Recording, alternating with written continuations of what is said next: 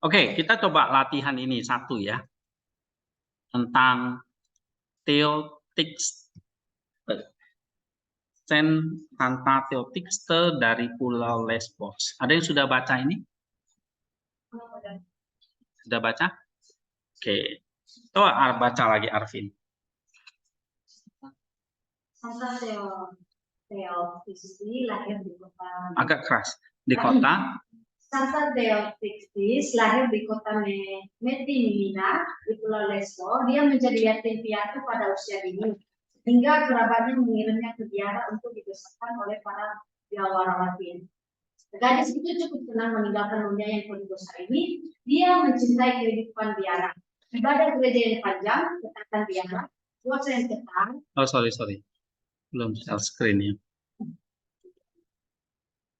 Oke. Nggak usah. Terus dia mencintai kehidupan biara, ibadah gereja yang panjang, ketaatan biara, puasa yang ketat, dan doa yang tak berhentinya. Dia hafal banyak nyanyian doa dan bersorak. Pada hari peringatan kebangkitan Yesus Kristus yang berseri-seri pada tahun 1846, ketika Theotixte berusia 18 tahun, ia meninggalkan biara dan restu dari Idomenes dan pergi ke desa terdekat untuk mengunjungi saudara perempuannya dan tinggal di sana selama satu malam. Beberapa orang Arab menyerbu pemukiman itu, menangkap semua penduduk dan memaksa mereka naik ke kapal. Pada pagi hari mereka berada di laut. Oke, coba perhatikan ya. Nanti saya ingin kalian baca cerita ini, terus bagaimana mengutipnya. Nah, mengutipnya ada 3 cara kan? Tapi kali ini kita belajar mengutip dengan cara meringkas. Kenapa meringkas itu penting? Karena seringkali kita kan baca itu panjang-panjang. Baca buku pasti panjang, ya kan? Baca artikel itu pasti panjang. Nah, seorang student, mahasiswa seperti kalian, harus bisa memadatkan itu jadi ringkas. Meringkas itu berarti memadatkan, ya. Nah, di sini kan ada teknik meringkas nih. Saya tidak ulangi karena di pelajaran udah diajarin kan. Langkah-langkah meringkas nih. Ringkasan umumnya adalah gambaran umum dan tidak mendetail. Ya. Hasil ringkasan dapat digunakan sebagai bentuk kutipan. Nah, jadi gambaran umum tapi tidak mendetail. Gitu. Nah, misalnya nih, ada tulisan panjang seperti ini kan? Nah, kalian harus bisa meringkas. Gak mungkin kalian terjemahkan atau kutip langsung semua. Ya. Ingat, kutipan bukan menerjemahin. Kalau kutip langsung jangan diterjemahin. Kalau terjemahin ya buat kalian baca aja sendiri supaya paham. Ya. Nah, sekarang kita kembali ke ini. Nah, ini coba lagi ya. Theotixte ceritanya ini. Nanti kalian mengutipnya dengan meringkas bagaimana. Nah, setelah diringkas, terus pindahkan ke bentuk paragraf. Nah, itu. Jadi saya nggak minta kalian selama 1 minggu itu bikin 7 paragraf, 1 aja tapi benar. Nah, itu terus dilatih. Ya. Oke, baca lagi. Para perampok membawa para tawanan ke Pulau Paros yang terpencil agar mereka dapat memeriksa mereka untuk menentukan harga mereka ketika dijual di pasar budak. Tuhan menolong gadis muda itu untuk melarikan diri dan orang-orang Arab tidak menangkapnya. Santos Theotixte tinggal di pulau itu selama 35 tahun berikutnya. Santa ya, ini perempuan sebenarnya. Sebuah kerajaan tua yang didedikasikan untuk Theokos terkudus mencari tempat tinggalnya dan memakannya adalah biji buah Makanannya adalah biji bunga matahari. Dia menghabiskan seluruh waktu doa. Oke, terus? Suatu ketika, sekelompok pemburu mendarat di pulau itu. Salah satu dari mereka yang sedang mengejar mangsanya pergi jauh dari pantai ke dalam hutan, dan tiba-tiba dia melihat gereja dan masuk ke dalam untuk berdoa. Setelah itu, pemburu tersebut melihat apa yang tampak seperti wujud manusia di situ. Tidak jauh dari meja altar suci, menyapu sarang laba-laba yang tebal, dia mendekat dan mendengar sebuah suara berkata, "Tetaplah di sana dan jangan mendekat, karena aku adalah seorang wanita raja." Terus? Pemburu itu memberikan pakaian luarnya kepada wanita itu, dan dia keluar dari tempat persembunyiannya. Dia melihat seorang wanita berambut abu-abu dengan wajah yang sudah usang, yang menyebut dirinya Theotiksi. Dengan suara lirih, ia menceritakan tentang hidupnya yang telah didedikasikan untuk Tuhan. Ketika Santa Theotiksi menyelesaikan ceritanya, dia meminta kepada pemburu itu jika dia datang ke pulau ini lagi untuk membawakan dia roti perjamuan. Selama ia tinggal di padang gurun, ia belum pernah sekalipun mengambil bagian dari misa Kristus. Kemudian, setahun kemudian? Setahun kemudian, pada tahun 881, pemburu itu kembali ke pulau itu dan membawa sebuah bejana kecil berisi roti dan anggur di Semut Kudus. Santa Theotiksi mendekati roti itu dan jatuh ke tanah, berdoa dengan air mata untuk waktu yang lama. Sambil berdiri, ia mengambil bejana itu dan menerima Tuhan dan darah Kristus dengan iman, rasa hormat, dan takut akan Tuhan. Terus? Keesokan harinya, pemburu itu menemukan jenazah Santa Theotiksi di dalam gereja. Setelah menggali kuburan yang dangkal, dia menempatkannya ke dalamnya. Kemudian dengan berani, dia memotong salah satu tangannya. Dia mengambil reliks Santa Theotiksi. Sepanjang malam, kapal terombang ambing di atas lautan yang bergelora. Di pagi hari, kapal itu berakhir di tempat yang sama dengan tempat yang memulai perjalanannya. Kemudian orang itu menyadari bahwa tindakannya mengambil relik itu tidak berkenan di hadapan Tuhan. Kembali ke kuburan, ia meletakkannya tangan di atas tubuh Santa Theotiksi. Kemudian kapal dapat berlayar tanpa kesulitan. Dalam perjalanan, pemburu tersebut menceritakan kepada teman-temannya semua yang telah terjadi di pulau itu. Setelah mendengar ceritanya, mereka semua memutuskan untuk segera kembali ke Paros agar mereka dapat menghormati peninggalan betapa agung tersebut. Namun, mereka tidak menemukan tubuh sucinya di dalam kubur. Ya, oke. Nah, ini ada ujian buat dia ya. Coba baca. Dengan air mata. Dengan air mata yang membanjir, engkau membuat padang gurun menjadi subur, dan kerinduan akan Tuhan menghasilkan buah melimpah. Dengan cahaya mujizat engkau menerangi seluruh alam semesta. Wahai Bunda Suci Theotiksi, berdoalah kepada Kristus, Tuhan kami, untuk menyelamatkan kita. Iya. Nah, dari cerita ini, misalnya kan beberapa tadi yang saya baca itu kan cuma meringkasnya itu paling cuma ambil komot satu kalimat ini, komot kalimat ini, jangan. Tapi keseluruhannya. Gitu. Ini ada berapa paragraf? 1, 2, 3, 4, 5, 6, 7, 8, 9. Katakanlah 9 paragraf. Nah, bagaimana kan yang ringkas itu jadi misalnya 2 paragraf. Atau tentu paragraf-paragraf ini kan bukan paragraf yang seperti paragraf artikel kan, artikel jurnal. Ya ini cuma namanya ini kan cerita, sehingga paragrafnya Pak kok beda Pak paragrafnya dengan yang model ini. Ya karena ini kan paragraf untuk artikel. Nah yang kalian kumpulkan, yang kalian mau latih itu apa? Paragraf untuk artikel, karena sasaran kita ke sana. Nah kalau cerita ini ya kalian ringkas saja gimana ceritanya. Misalnya ini Santa Theotiksi ini. Nah, kalau belum bisa petik, kira-kira alur ceritanya aja dari awal sampai akhir gimana? Oh, Santa ini lahir di kota Messina di Pulau Lesbos, ya kan? Terus dia yatim piatu pada usia kecil. Lalu dia dibesarkan di biara oleh biarawati. Ya. Nah, Theotix ini senang dengan kehidupan biara. Oke. Nah, dia suka dengan ibadah gereja, ya kan? Nah, dengan doa, dengan nyanyian.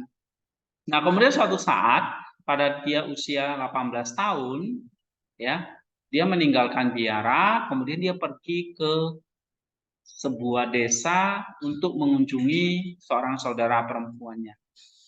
Nah, di sana dia tinggal selama 1 malam. Tetapi pada saat itu ada orang Arab nih datang menyerbu kampung itu, desa itu. Ya, akhirnya dia pun ditangkap kan, dibawa ke mana? Ke Pulau Paros. Ya. Nah, dia ditawan di Pulau Paros. Lalu tapi Tuhan menyelamatkan gadis ini. Akhirnya dia tidak jadi budak, tapi dia bisa melarikan diri. Ya, orang-orang Arab tidak dapat menangkapnya. Nah, di Pulau Paros itu dia tinggal di pulau itu selama berapa? 35 tahun. Ya. Nah, ada sebuah gereja tua yang didedikasikan untuk Theotokos Tertugus menjadi tempat tinggalnya. Jadi dia tinggal di sebuah gereja. Makanannya apa? Biji bunga matahari. Ngapain selama 35 tahun dia tinggal di gereja itu? Dia menghabiskan seluruh waktunya untuk berdoa. Ya. Nah, satu ketika ada sekelompok pemburu. Tahu ya, pemburu binatang ini sampai ke Pulau Paros. Oke. Nah, terus mereka berburu mangsa, berburu binatang. Sampai suatu saat tiba-tiba lihat kok kayak ada untuk orang ini di tengah hutan. Ya. Nanti di gereja yang sudah nggak ada lagi di situ. Ya. Nah, kan gereja tua namanya, dia bersembunyi di situ. Oh, ternyata Theotix ya. Nah, sampai dia pun telanjang kan, dia nggak punya pakaian gitu, karena tinggal seorang diri di pulau itu. Oke. Nah, akhirnya ditemukan seorang pemburu di sana. Pemburu itu kasih pakaian, terus si Theotix pun cerita tentang dirinya. Nah, terus dia rindu meminta tolong sama pemburu itu untuk bawakan dia roti dan anggur perjamuan kudus. Ya. Nah, kemudian 1 tahun berikutnya, tahun 881, pemburu itu balik ke pulau itu dan dia kasih roti dan anggur perjamuan kudus itu. Lalu Saint Theotiste makan dan minum tubuh dan darah Kristus. Nah, pada esok harinya si Theotiste itu sudah meninggal.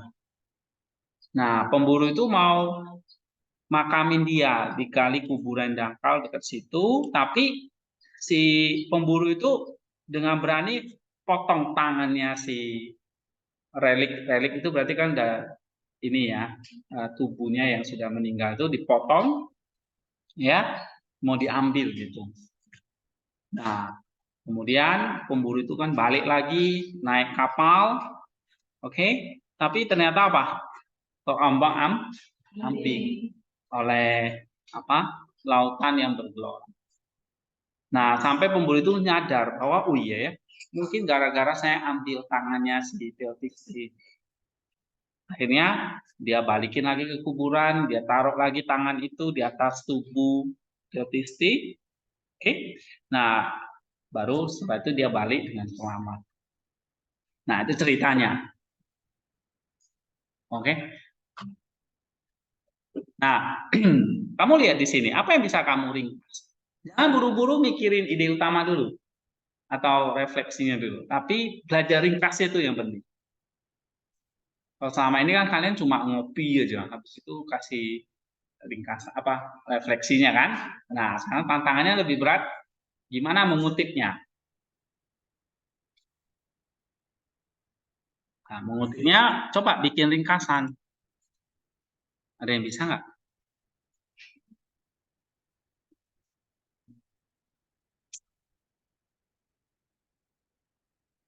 Ayo, ada yang bisa?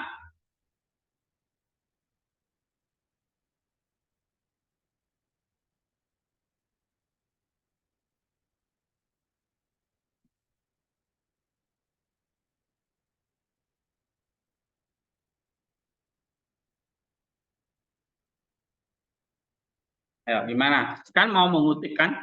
Mengutip itu dengan metode ringkas, summary. Nah, ini, Tentiltik A, ayo, nggak apa-apa. Adalah misalnya seorang gadis. Ya, ini kalian paraphrase sambil meringkas gitu.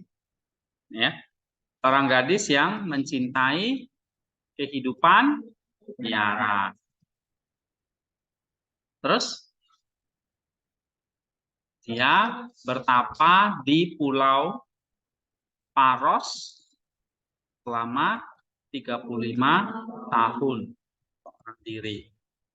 Suatu ketika, ya kan, dia bertemu dengan para pemburu dan meminta apa? Dia meminta mereka membawakan roti dan anggur perjamuan untuknya. Ya, roti dan anggur perjamuan kudus untuknya. Nah, misalnya. Ini meringkas Kak? Begitu. Oke. Nah, dia bertapa di Pulau Paros selama 35 tahun seorang diri. Suatu ketika ia bertemu dengan para pemburu dan meminta mereka membawakan roti dan anggur bersama kudus untuknya. Oleh karena apa? Oleh karena ia sangat mencintai Kristus, mencintai tubuh dan darah Kristus.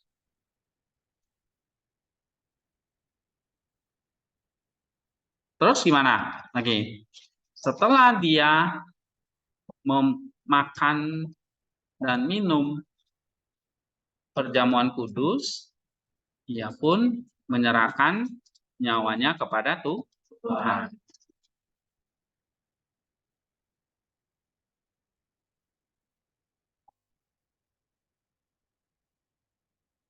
Nah, atau kamu meringkas lagi, ketika pemburu itu mencuri salah satu tangannya, ya kan, kapal pemburu itu mengalami bahaya, ya kan? Tapi kemudian dikembalikan dan kapal itu pun selamat. Oke lah, misalnya itu nggak perlu ditulis, yang kayak gini udah cukup mewakili ringkas. Jadi satu paragraf kan? Nah, ini kasih biru misalnya.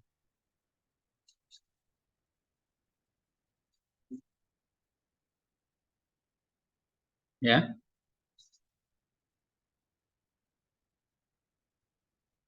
Setelah itu kalau mau bikin paragraf yang baku, berarti langkah berikutnya apa? Nomor 2-nya udah selesai kan? Supporting details-nya udah dapet nih. Tinggal buat kalimat topiknya atau ide utama. Gimana?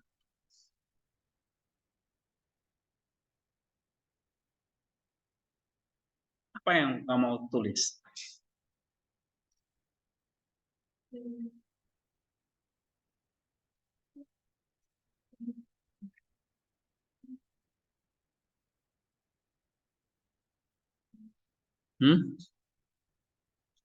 Ayo.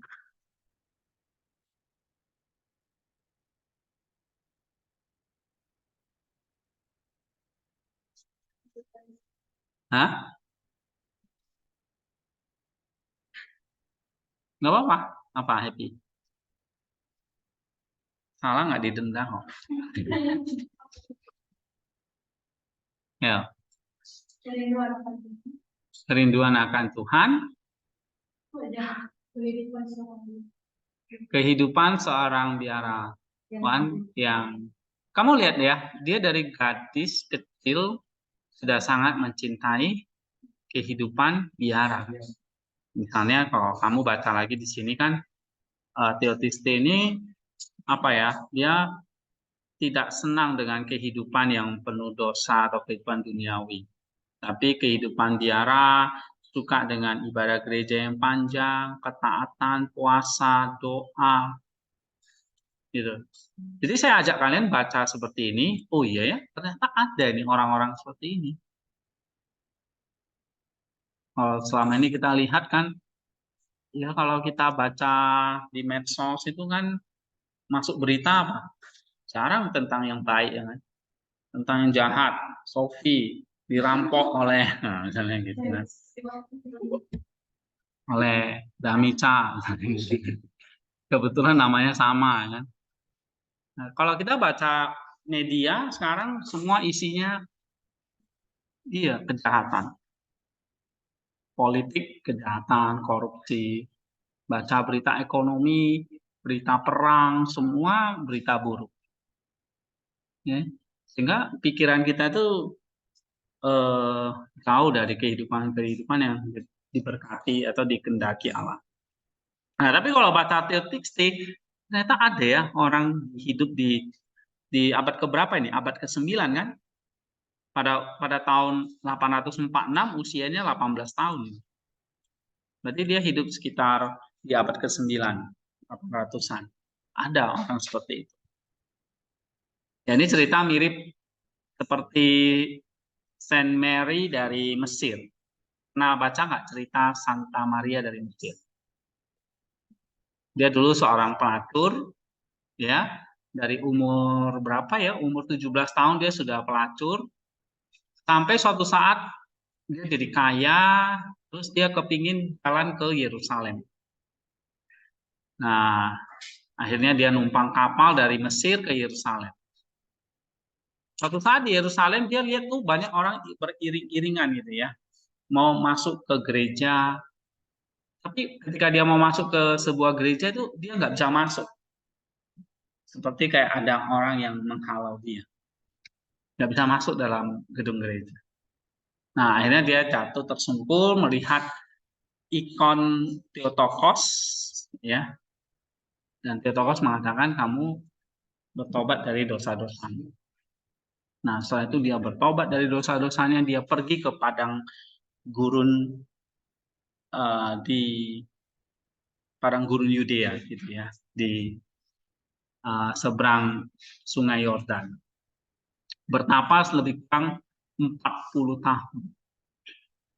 Nah, sama seperti Teotiste, dia terdampar, dia dibawa oleh tawanan ke Pulau Paros, tapi untung dia nggak dibunuh atau dijadikan budak, dia bisa melarikan diri, dia bertapa di situ selama 35 tahun. Ya. Nah, cerita ini kan udah jarang kita dengar generasi seperti kalian ini. Ya kan? Kalau kamu nggak sekolah di sini mungkin nggak pernah tahu kan. Benar? Iya. Nah, tapi kamu baca cerita seperti ini, nah saya minta kalian untuk merenungkan sebuah paragraf atau menulis sebuah paragraf. Nah, apa yang kalian bisa tulis di sini?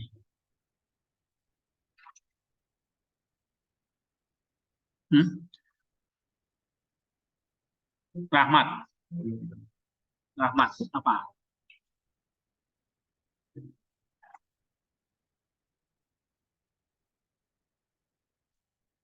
Bisa, Rahmat?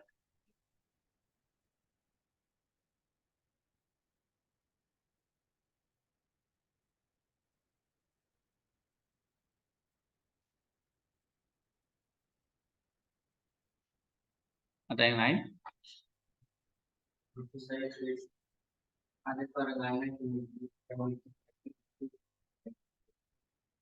Ya, misalnya kehidupan mencintai Kristus dimulai dari dimulai sejak dini. Benar nggak? Oke.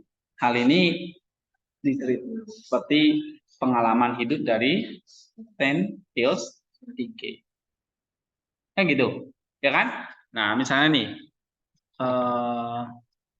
mencintai Kristus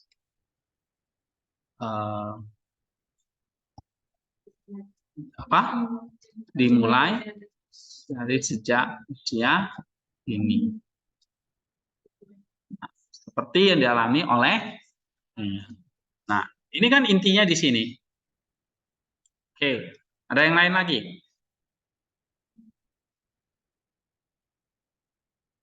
Kamu lihat pengalaman hidup dia 35 tahun bertapa. Nah, itu ketekunan dia, benar nggak? Iya kan? Berarti kamu bisa apa ini?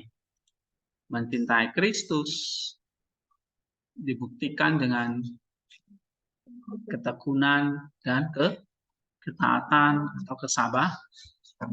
Nah, kamu tulis di sini. Dimulai dari sejak usia dini yang penuh, misalnya ini, yang penuh dengan ketekunan dan kesabaran. Seperti yang dialami oleh Saint Theophisne. Dia seorang gadis yang mencintai kehidupan biara. Suatu saat dia ditangkap oleh perampok, ya kan? Nah, ditawan di Pulau Paros. Nah, di situ dia bertapa selama 35 tahun dengan sabar. Bukan 35 hari loh. 35 tahun. Oke. Nah, setelah itu kamu kutip ini kan, ringkas ini. Nah, habis itu apa? Nah, coba sekarang analisis.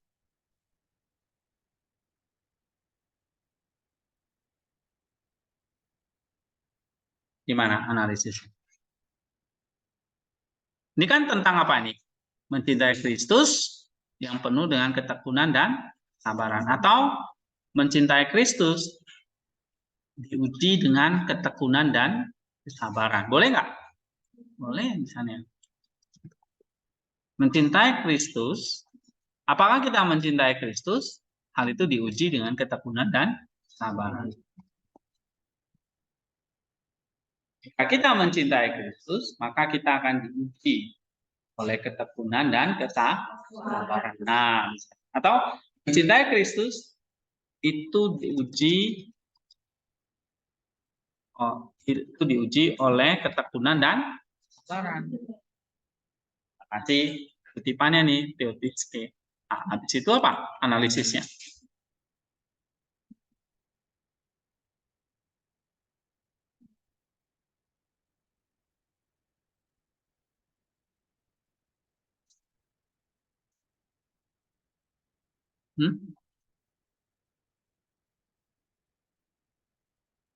Apa nih? Salfat nih ngantuk-ngantuk. Apa salfat?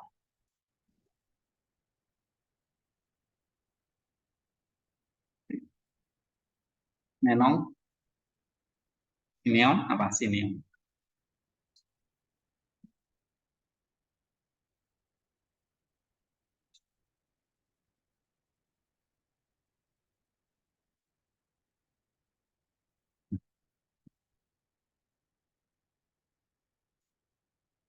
Hah? Ini? Sonia? Kalimat analisisnya apa? Misalnya kan tadi mencintai Kristus itu ternyata diuji oleh yang namanya ketekunan dan kesabaran. Kalau kita ngomong kan enak ya, oh saya mengasihi Allah, saya mengasihi Tuhan. Tapi ternyata kata mengasihi itu mengandung konsekuensi yang dalam. Seperti misalnya Theophisne. Dia ngasihi Tuhan nggak? Iya, dengan dia mencintai kehidupan biara. Tapi dia nggak hanya suka berdoa dan sebagainya doang. Itu masih muda kalau doa, baca seperti kita nih ya. Tapi ketika penderitaan datang gimana? Nah, tekun nggak? Sabar nggak? Ya kan? Theophisne itu tidak meninggalkan Tuhan. Dia setia. Oke? Nah, itu. Jadi mengasihi atau mencintai itu diuji oleh ketekunan dan kesabaran. Nah, dari pengalaman teoritis itu, kamu akan nulis apa lagi di sini? Apa? Analisis dulu. Kalau kalimat jadi, sehingga, itu biasanya penutupnya ya. Bisa nggak? Iman yang sejati adalah ibu yang taat dan terus-menerus merindukan kasih. Nah, jangan lari dari ini. Ya, lari dari topik. Nanti nggak nyambung. Ya. Jika bertahan dalam kehidupan dan kesabaran, jika kita benar-benar menghidupkan diri. Ya, misalnya pengalaman teotiske itu apa? Mencintai Kristus diuji ketekunan kesabaran. Nah, di sini teotiske, misalnya kamu tulis nih ya. Teotiske apa tadi? Jika bertahan dalam jika kita benar-benar menghembuskan hidup kita. Iya, jadi teotiske bisa tekun atau bisa bertahan. Kamu analisa dong, kok dia bisa bertahan? Teotiske bisa bertahan selama 35 tahun karena dia sudah terlatih, ya kan? Sejak kecil berdoa, taat, berpuasa dalam kehidupan dia. Nah, gitu. Nah, kalau kita nggak terlatih ya, misalnya kalian doa setengah jam aja udah kayak tersiksa sama 3 jam misalnya gitu. Ya udah, ketika ada penderitaan ya kita nggak cari Tuhan. Ya kan? Gitu. Nah, teotiske ini analisa kita adalah teotiske bisa bertahan selama 35 tahun karena sejak kecil dia sudah mencintai dan melatih dirinya dalam kehidupan biara. Oh iya, saya lupa ya kasih kalian nanti contoh kehidupan biara itu kayak gini. Mulai dari bangun pagi sampai ya aktivitasnya ya. Oke. Ingatkan saya minggu depan kita tonton ya. Ya. Teotiske bisa bertahan selama 35 tahun karena sejak kecil dia sudah mencintai dan melatih dirinya dalam kehidupan biara. Seperti apa? Berdoa. Loh, kamu lihat aja di sini. Berpuasa. Apa? Hah? Ibadah, ketaatan, puasa, doa, hafal banyak nyanyian, doa, mazmur begitu. Ya kan? Nah, kamu tinggal tuliskan seperti doa, beribadah, dan berpuasa. Nah, ini kalimat apa namanya? Analisis. Oke.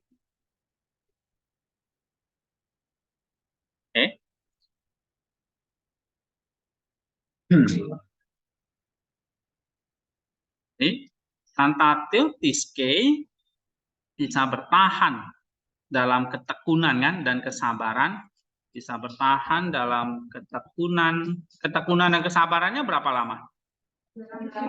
Selama 35 tahun di Pulau Paros.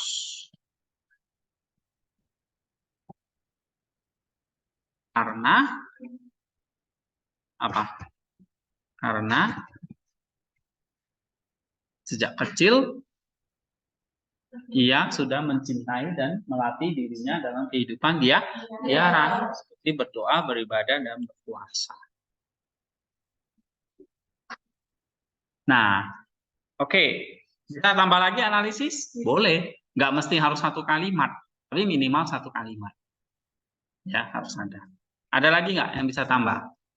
Ya, ya. Hidup dalam kehidupan biara berarti memiliki kehidupan yang sudah dikenapi sehingga hidup kita fokus kepada Yesus. Karena kamu tambahin. Oke. Kehidupan biara berarti memiliki jiwa yang sudah diterapi, nah, sehingga fokus mencintai Kristus. Oke. Ya kan? Nah, misalnya kalau kita mau tutup gimana? Oke, nggak mesti harus kata jadi ya, bisa. Nggak mesti harus ada jadi sih.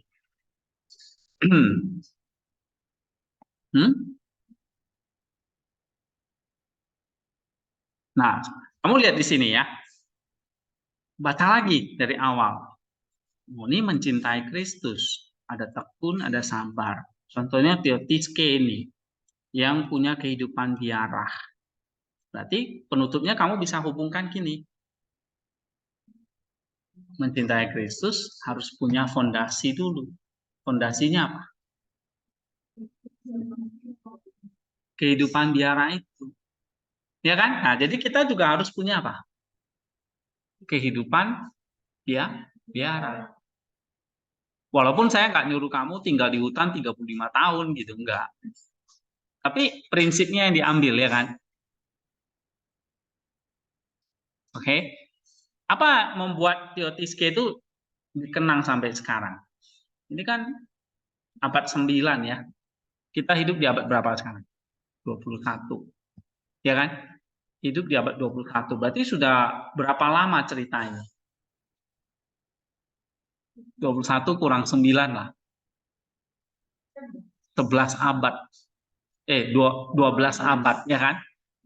1200 tahun bertahan cerita ini. Apa yang membuat dia dikenang sampai 12 abad? Ya kan? Ini kan cerita kehidupan dia di Pulau Paros itu kan, yang bisa bertahan 35 tahun. Nah, lalu kamu analisis, iya ya, apa yang membuat dia bisa bertahan ya? Nah, itu yang saya mau kalian baca, kalian renungkan begitu. Paham nggak? Jadi selama ini kan kalian cuma ringkas atau kalian refleksi. Nah, cuma ini naik lagi analisis. Ya, apa yang membuat dia bisa bertahan selama 35 tahun? Ternyata dia melatih dirinya dalam kehidupan dia. Nah, kamu kasih tutupan apa? Misalnya nih, mencintai Allah, supaya punya ketekunan dan kesabaran. Ya, kita harus melatih diri dalam kehidupan ya. Ya kan? Nah, maka kamu tutup gini, untuk mengasihi atau mencintai Kristus, kita perlu, ya kan, melatih diri kita sejak dini tentang latihan kehidupan biar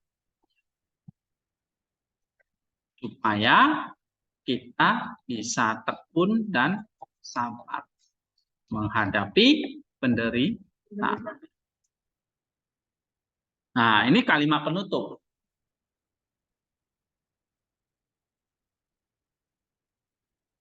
Benar nggak?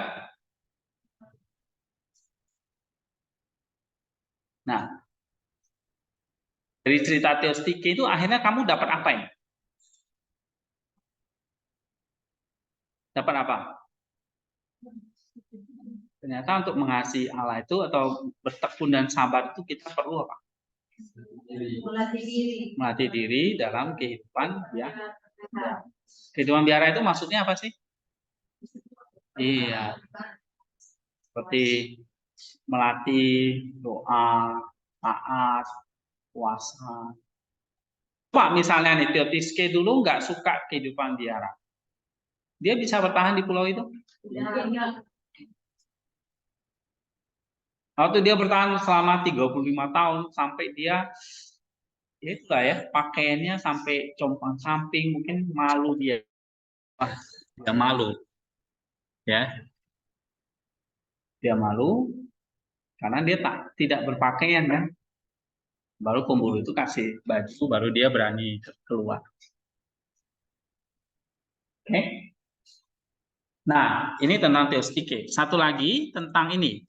Nah, ini kan ada cerita biasanya ini renungan diambil dari Lukas 11 ayat 14 sampai 23. Coba baca Happy. Apabila seorang kuat bersenjata menjaga istananya, maka amanlah segala miliknya. Tetapi apabila ada seorang yang jauh lebih kuat daripadanya datang menyerang dan mengalahkannya, ia merampas segala perlengkapan senjata yang dipercayakan kepadanya, lalu membagi-bagi jarahannya. Kategori ini menjelaskan bagaimana kuasa iblis atas jiwa-jiwa dihancurkan oleh Tuhan. Ketika jiwa berada dalam dosa, roh jahat memasukinya, meskipun mungkin tidak selalu terlihat dengan jelas. Roh jahat lebih kuat daripada jiwa. Inilah sebabnya mengapa roh jahat tidak takut akan pemberontakan dari pihak jiwa, menguasai dan menindasnya tanpa perlawanan. Tetapi ketika Tuhan datang kepada jiwa yang tertarik oleh iman dan pertobatan, dia merobek-robek semua ikatan setan, mengusir setan dan mencabut semua kekuasaannya atas jiwa orang tersebut. Dan ketika jiwa ini melayani Tuhan, setan tidak dapat menguasainya, karena jiwa itu pun melalui Tuhan lebih kuat dan hebat. Ketika jiwa mengambil langkah yang salah dan menjauh dari Tuhan, iblis kembali menyerang dan mensalahkan dan bagi jiwa. Udah? Yang malang itu. Dan bagi jiwa yang malang itu, keadaan terakhirnya akan lebih buruk dari sebelumnya. Ini adalah tantangan fenomena yang universal dan tak terlihat di dunia spiritual. Jika saja mata pikiran atau nus kita mau terbuka, kita akan melihat pertemuan roh-roh seluruh dunia dengan jiwa-jiwa. Pertama-tama satu pihak, kemudian pihak yang lain menang, tergantung pada apakah jiwa berkomunikasi dengan Tuhan melalui iman, pertobatan, dan semangat untuk melakukan perbuatan baik, atau jatuh kembali darinya melalui kesembuhan, banyak perhatian dan disebutkan kepada Tuhan. Nah,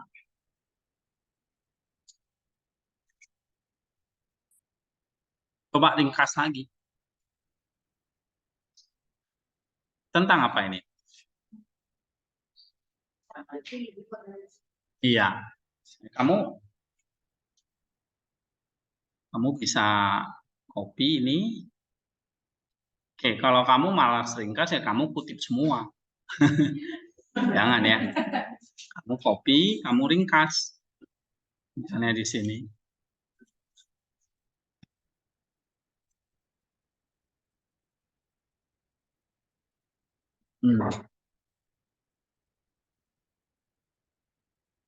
Kan ada satu perumpamaan misalnya gini. Kalau kamu bisa menjaga istanamu dengan senjata yang kuat, maka aman seluruh isi istana. Ya? Tapi kalau ada yang jauh lebih kuat, datang menyerang, akhirnya kamu kalah. Jadi seluruh milikmu juga dirampas. Kan gitu. Sama kalau kita nggak bisa jaga jiwa kita, maka apa yang ada dalam jiwa kita semuanya dirampas oleh roh jahat. Nah, kalau kita jiwa berada dalam dosa, maka apa?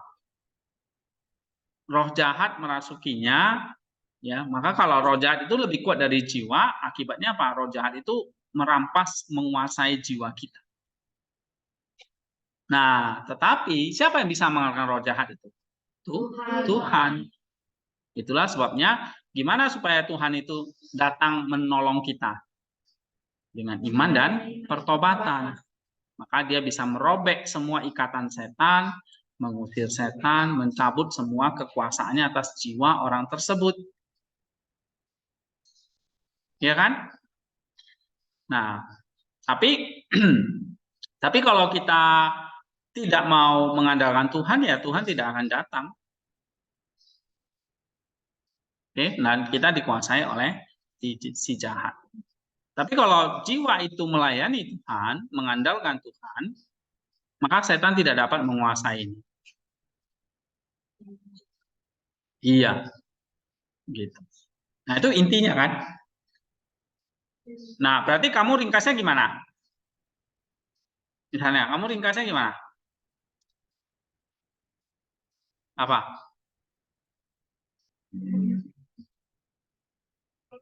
Ketika jiwa tidak, iya, ketika kita tidak menjaga jiwa kita bersama Allah atau Tuhan, maka jiwa kita akan dikuasai oleh kuasa yang lebih jahat, oleh kuasa jahat atau iblis. Itu intinya kan gitu kan. Nah, itu kamu bisa meringkas betulnya. Jadi satu kalimat bahkan. Ya. Oke, ini kan kutipannya. Ini kan ini renungan dari Saint Theophan. Menurut Saint Theophan, bahwa ketika kita tidak menjaga jiwa kita bersama Allah, maka jiwa kita akan dikuasai oleh kuasa jahat atau iblis. Kita akan ditawan oleh kuasa jahat. Nah. Oke, ini kamu ringkas nih, berarti warna biru. Nah, tapi warna merahnya apa dong? Ini tentang apa ini? Jiwa? Menjaga jiwa. Oke, benar. Kan tadi dari awal dia udah tekankan. Ya, kalau kamu punya senjata yang kuat, amanlah milikmu. Tapi kalau kamu kalah, ya milikmu dirampas. Sama kayak kamu jaga benteng pertahanan nih. Ketika diserang musuh, kamu nggak bisa lawan, ya kamu akan kalah. Yang gitu, ya. Nah, misalnya di sini menjaga jiwa, apa? Menjaga jiwa kita tidak bisa mengandalkan kekuatan sendiri, harus bersama dengan Tuhan. Misalnya gitu. Itu jadi ide utama bukan? Iya. Nah, baru kamu kutip Saint Theophan.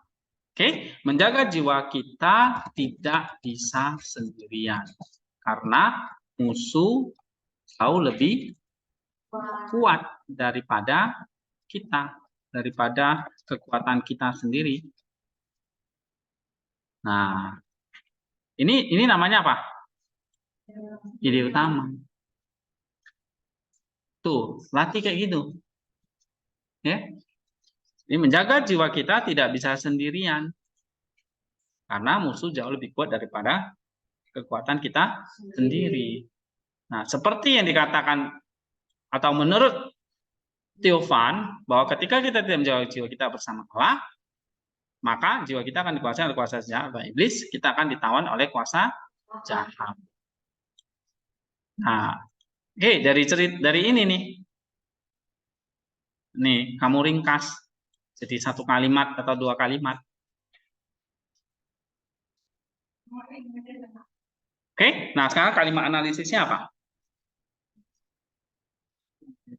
Untuk mempersiapkan diri kita dalam menghadapi kuasa iblis, Nah, kita perlu menata spiritual kita dengan cara meminta untuk mempersiapkan diri kita dalam menghadapi kuasa iblis. Oke.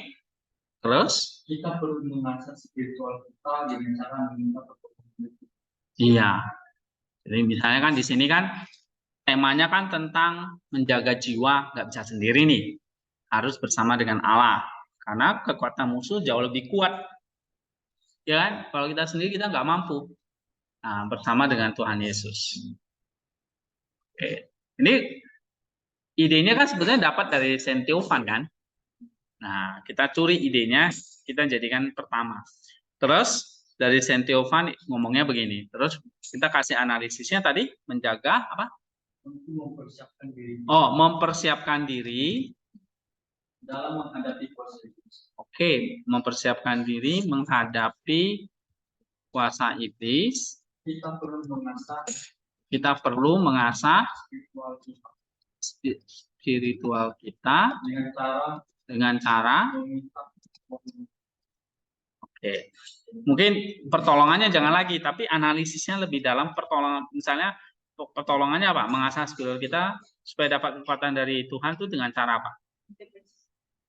Mempersiapkan mempersiapkan jiwa menghadapi kuasa iblis, kita perlu mengasah spiritual kita, misalnya dengan berjaga-jaga, berdoa, misalnya begitu loh. Ya kan? Ini kan dengan misalnya dengan doa Yesus, benar nggak? Nah, untuk mendapatkan kekuatan dari Tuhan. Bisa nggak ini jadi analisis? Bisa. Oke. Nah, ya. Terus ada lagi nggak analisisnya? Ya bisa aja. Misalnya tentang doa Yesus kan. Nah, misalnya nih, bertekun dengan doa Yesus akan menolong kita, menolong kita menjaga jiwa dari serangan si jahat. Yang gitu. Ya kan? Nah, Saint Theophan kan kasih prinsipnya nih. Kamu mau menjaga musuh, menjaga jiwa, ya bersama Allah. Sendiri lu pasti kalah. Oke? Nah, lalu gimana supaya bisa tetap bersama Allah?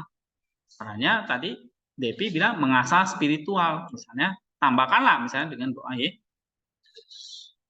Doa Yesus itu menolong kita menjaga jiwa. Ya kan? Nah, terus ditutup gimana?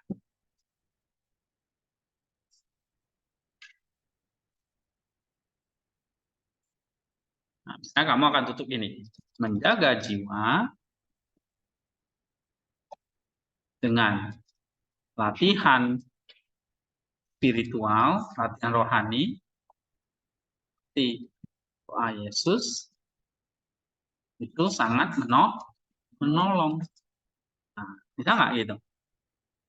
Bisa.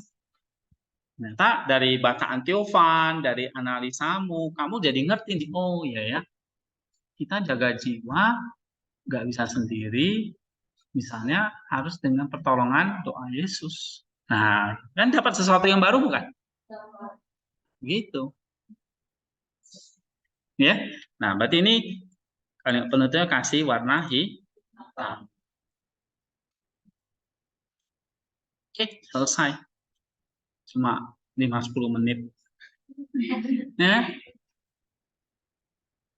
Kalau nanti udah sering gitu kan, kalau udah terlatih, paling 5-10 menit kamu ngerjain tugasnya udah selesai.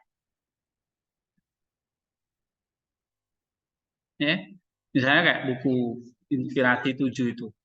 Ada 500 halaman. Kecil. Ya. Oke. Seminggu selesai. Kalau berlatih, kalau enggak ya setahun juga nggak selesai. Oke, sampai di sini ada pertanyaan nggak? Nah, terus ini tetap dibaca, ya. Tadi ada dari email, saya lihat kalian kebanyakan bacanya renungan ya. Tapi doa ini coba perlu sih ya.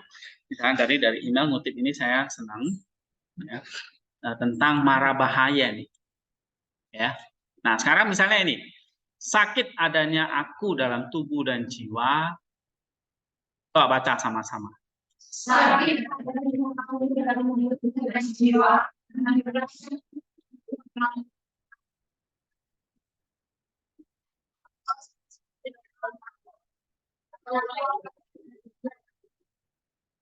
Nah, ini kan kamu kutip nih langsung aja. Terus apa yang kamu bisa bikin?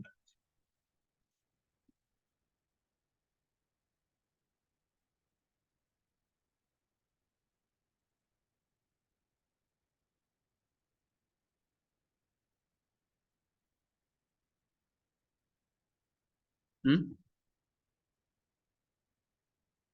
Tuh, coba baca lagi. Ini kata-katanya maknanya dalam. Jadi bacanya jangan buru-buru.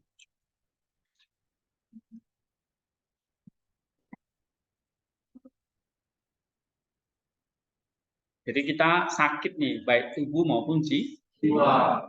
tapi kita butuh lawatan ilahi. Apa itu? Anugerah. Ya, dan pemeliharaan.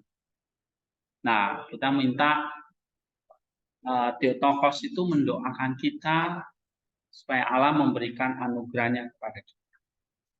Ya, nah, jadi kalau kamu baca seperti ini, kamu akan dapat apa? Misalnya nih, kita baik secara tubuh dan jiwa menderita sakit.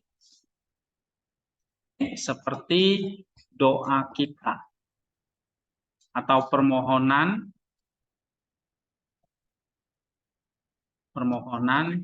kepada Theotokos. Nah, ini doanya.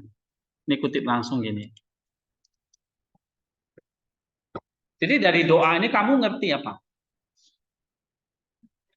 Kita sakit secara jiwa dan tubuh. Sehingga ada doa seperti ini. Meminta anugerah atau lawatan ilahi. Ya kan? Nah, mau baca misalnya buku doa ini. Nah, lalu analisanya apa?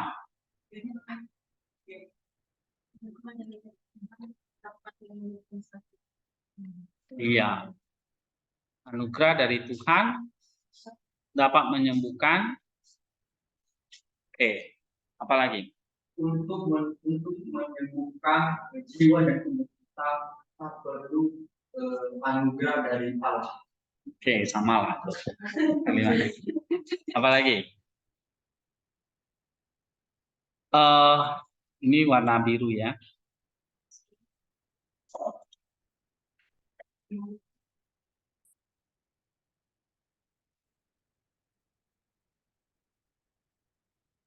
Anugerah Tuhan adalah salah satu cara untuk menyembuhkan tubuh dan jiwa kita. Ya, ini kan sebetulnya kamu paraphrase ini. Tapi yang saya mau analisanya itu adalah bukan mengurangi kalimat ini lagi. Ya, tapi sesuatu yang baru apa misalnya? Tuhan itu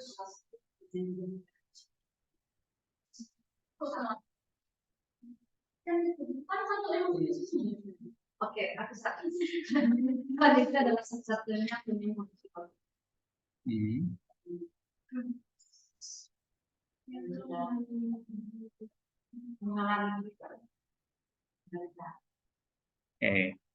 Jadi misalnya dengan doa menghadirkan lawatan ilahi untuk menyembuhkan tubuh dan jiwa. Ya kan? Oke, apalagi? Misalnya kamu tulis ini dengan doa yang tekun menolong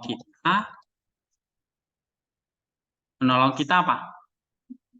Atau dengan doa yang tekun menghadirkan lawatan ilahi. Lawatan tahu? Lawatan ilahi untuk tubuh dan jiwa. Nah, ini. Jadi kamu tambahin kata doanya di sini. Ini kan doa. Ya, kamu tambahin. Oh, doa yang tekun ini atau doa kepada Theotokos menghadirkan lawatan ilahi untuk tubuh dan jiwa kita. Ya kan? Nah, paling nggak analisis gitu. Penutupnya nggak mesti. Nggak ada ya nggak apa-apa. Yang penting 3 warna ini ada.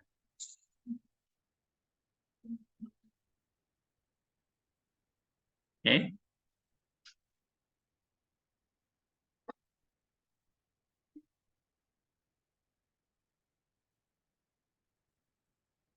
Nih, misalnya nih.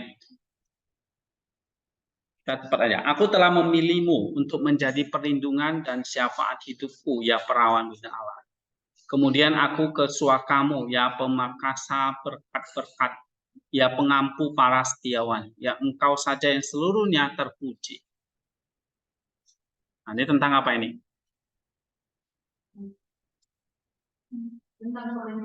Iya, tentang perlindungan dan syafaat. Oke, kalau ini aku berdoa kepadamu ya perawan untuk mengusir keriuhan jiwaku dan badai duka citaku. Karena engkau yang mempelai perempuan Allah telah melahirkan Kristus sang Raja Damai. Dia satu-satunya yang tanpa noda.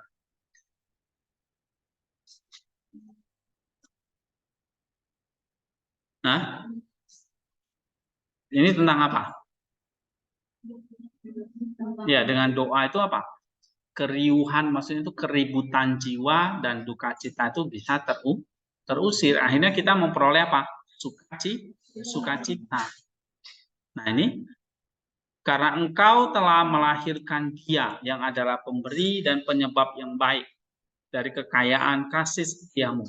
Curahkanlah kepada semua, karena engkau dapat melakukan segala sesuatu. Karena engkau telah melahirkan Kristus, Dia yang perkasa dalam kuasa, karena diberkati Allah lah engkau. Nah, tentang apa ini? Ini tentang Kristus yang dilahirkan dari sang perawan. Ya, terus kita meminta apa? Meminta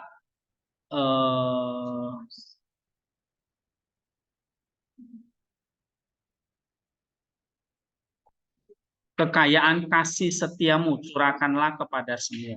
Kita meminta kekayaan dari kasih setianya. Nah, ini pujian gitu ya kepada Dia. Atau ini, aku tersiksa oleh kesakitan yang parah dan hawa nafsu penyakitan.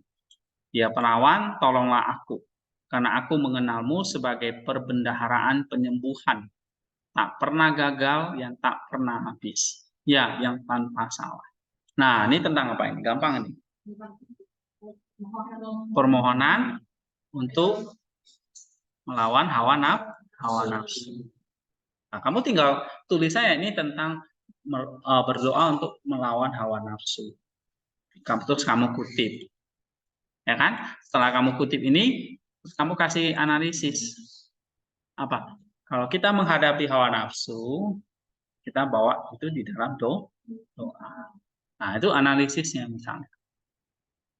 Ya. Nah, kalau baca sih ini kan kalimat-kalimat doa yang indah yang perlu kita baca pelan-pelan. Oke ya, sampai di sini ada pertanyaan lagi? Enggak ada, kita selesai. Masih. Nggak harus dikirim di Kompas karena warna. Iya, di Word aja lah ya. Supaya saya lebih enak. Karena kita ini latihan terus ya. Nah, jadi kalian bikin satu paragraf yang bagus seperti ini, terus ini satu, terus satu lagi bisa dari renungan atau dari doa. Ya, mari kita berdoa. Ya Tuhan, terima kasih untuk hari ini kami boleh belajar tentang kehidupan orang kudus dan juga renungan, dan bagaimana kami melatih diri untuk menulis, sehingga apa yang kami baca itu juga kami analisa dan kami dapatkan apa yang berguna bagi kehidupan kami. Ya Tuhan, tolonglah kami dan pergunakanlah kami waktu-waktu yang ada dengan baik, sehingga kami bisa bertanggung jawab dan menyelesaikan apa yang menjadi perkuliahan kami. Terima kasih Engkau berkati semua student tempat ini, rohani mereka, jasmani mereka, Tuhan berikan kekuatan kesehatan yang baik. Bapak, kami bersyukur, kami berterima kasih, dan kami berdoa hanya di dalam nama Tuhan Yesus Kristus, Tuhan dan Juru Selamat kami sudah berdoa. Amin. Oke.